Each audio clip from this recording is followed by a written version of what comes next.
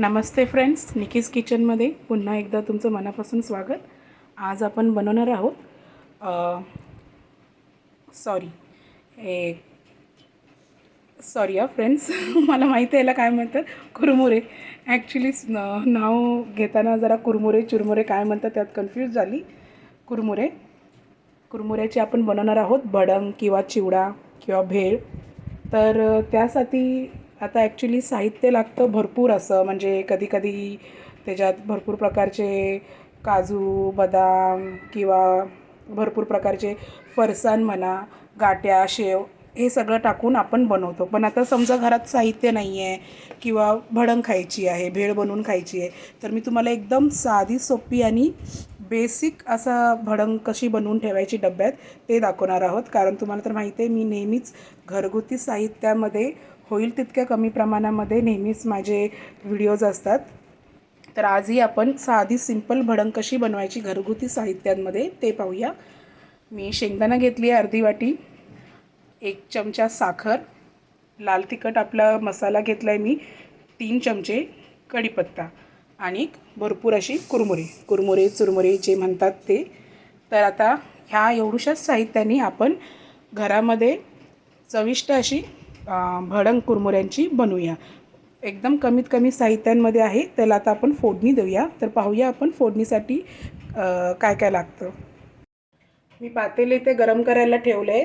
गरम करायचं पण ते आपल्याला एकदम मंद आचेवर गरम करायला ठेवायचं आहे फ्रेंड्स, कारण ते शेंगदाणा वगैरे करपला नाही पाहिजे. आणि मी इथे 3 पळी तेल टाकत आहे. तेल तुम्ही तुमच्या अंदाजे घ्या, जसं तुमचं कुरमुरे असतील जेवढे असतील त्या हिशोबाने. 3 पळ्या मी इकडे तेल टाकलेलं आहे आणि गॅसची फ्लेम आपल्याला मंदच ठेवायची आहे. कारण आपल्याकडे आता मी एकदम बेसिक पद्धत दाखवते, तर आपल्याकडे त्याच्यामध्ये टाकण्यासाठी काहीच साहित्य नाही आहे. फक्त आपण शेंगदाणा, कढीपत्ता आणि लाल तिखट टाकणार आहोत. म्हणून ते सगळं आपल्याला मंद आचेवरच परतून घ्यायचं आहे, नाहीतर जळण्याची शक्यता असते आणि कुरमुऱ्याचा फ्लेवर सगळा बिघडून जाईल. म्हणून मी पूर्ण मंद आचेवर ठेवलेलं आहे. तेल गरम होऊ द्यायचं आहे मंद आचेवरच आणि शेंगदाणे आपल्याला परतून घ्यायचे आहेत मंद आचेवरच. आता आपण गॅसची फ्लेम थोडी लो टू मीडियम ठेवूया. शेंगदाणा टाकून घेऊया. शेंगदाणा एकदम आपल्याला परतून घ्यायचा आहे. लो टू मीडियमच ठेवलेली आहे मी गॅसची फ्लेम, कारण शेंगदाणा कसं आहे तळताना तो आतून कच्चा नाही राहिला पाहिजे, फुटला पाहिजे चांगला थोडासा ब्राउनिश होईपर्यंत. पण गॅसची फ्लेम मीडियम का ठेवायची आहे, कारण आपल्याला मसाला टाकायचा आहे त्याच्यामध्ये लाल तिखट. आणि लाल तिखट कसं तेल भरपूर गरम झाल्यावर ना पटकन तळला जातो आणि काळा होतो, थोडा करपून जातो. मग त्याच्यामुळे काय होईल, आपली कुरमुऱ्यांची टेस्ट बिघडून जाईल. म्हणून होईल तितकं मंद आचेवर ठेवूनच आपल्याला शेंगदाणा भाजून घ्यायचं आहे, तळून घ्यायचं आहे. शेंगदाणा भाजत आला आहे, थोडासा करपत चालला आहे, म्हणून मी आता गॅस पूर्ण बंद करणार आहे. आणि गॅस पूर्ण बंद झाल्यावर, कारण तेल आपलं बऱ्याचपैकी तापलेलं आहे, त्याच्यामध्ये आता मी कढीपत्ता ॲड करणार आहे. मी गॅस बंद केलं आहे फ्रेंड्स. कढीपत्ता ॲड करणार आहे. कढीपत्ता थोडा कुरकुरीत होऊ देणार आहे. तुम्ही एकदम लो फ्लेमवर ठेवून पण तुम्ही हे फोडणी घालू शकता. माझं भरपूर तापलेलं म्हणून मी गॅसची फ्लेम बंद केली आहे. तुम्ही एकदम मंद आचेवर ठेवून ही गॅसला कढीपत्ता आणि शेंगदाणा घालून फोडणी देऊ शकता. आणि आता या स्टेपला तुमचा चांगला कढीपत्ता कुरकुरीत झाला, शेंगदाणा चांगला परतला गेला, तरच तुम्ही लो फ्लेमवरची तुमची गॅसची फ्लेम लो असेल तर तिला पूर्णपणे बंद करा. आणि मगच आता आपण चटणी टाकायला घेणार आहोत. माझं ऑलरेडी तेल खूप तापलेलं, कारण माझं पातेलं पातळ आहे, त्यामुळे मी गॅसची फ्लेम पूर्ण बंदच ठेवलेली आहे. तर जेव्हा आपण चटणी टाकणार तर त्यावेळेस पूर्ण गॅस बंद करायचा आणि मग टाकायची. कारण कसं होतं, तेल भरपूर गरम असल्याने चटणी आपोआप त्याच्यामध्ये शिजली जाईल. आणि गॅसची फ्लेम जरी आपण एकदम लो ठेवून चटणी टाकली तर ते पटकन कसं करप होऊन जाते आणि चटणी करपल्यामुळे पूर्ण काळी काळी दिसते. तुम्हाला हळद टाकायचं आहे तरी टाकू शकता, ऑप्शनल आहे ते. मी अजून मीठ टाकलेलं नाही आहे फ्रेंड्स.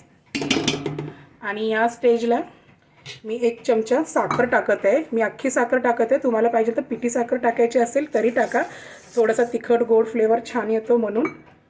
गॅसची फ्लेम मी पूर्ण बंद ठेवली आहे. आणि आता एंडला आपण टाकणार आहोत आपल्या कुरमुरे कुरमुरे चुरमुरे जे म्हणतात ते. मगाशी खूप मोठा पॉज घेतला मी बोलताना, म्हणजे माझ्या पटकन लक्षातच नाही आलं काय म्हणू. कुरमुरे चुरमुरे. आणि गॅस माझा पूर्णपणे बंद आहे. आणि आता हे आपण पूर्ण एकजीव करू. मी मीठ घातलेलं नाही आहे, पूर्ण ह्याला एकजीव करणार आहे.